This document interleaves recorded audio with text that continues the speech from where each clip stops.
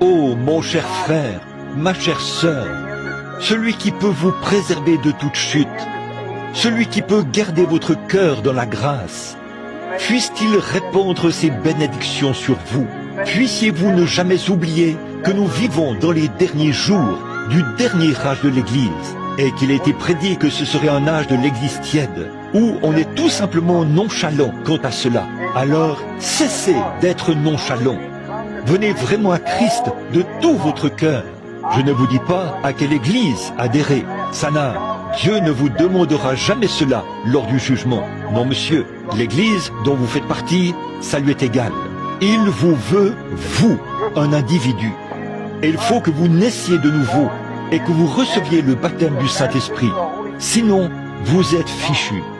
Voyez, vous ne faites que jouer à l'Église. Vous ne faites qu'imiter tant que vous n'avez pas réellement vécu l'expérience de la nouvelle naissance. Et là, celui qui s'est tenu là, au milieu des 7 chandeliers d'or, tout au long des 7 âges de l'Église, ce même Saint-Esprit qui allumait l'Église là-bas, l'allume ici.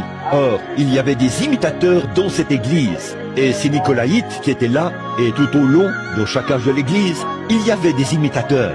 Cela a continué jusqu'à cet âge-ci, où c'est devenu un grand conglomérat d'organisations. Et Dieu met tout ça à la porte, et il emmène un reste de gens dans la gloire. Que le Seigneur vous bénisse. C'est un peu dur, mes amis, mais c'est bon. Cela vous aidera et ça vous préservera de toute chute.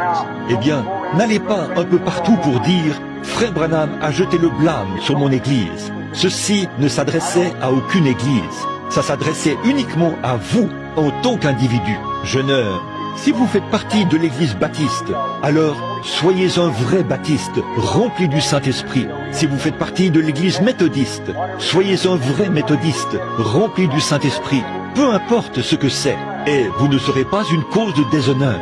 Vous ferez honneur à n'importe quelle Église ou à n'importe quel voisinage pour la gloire de Dieu. May the Lord bless you now while we sing.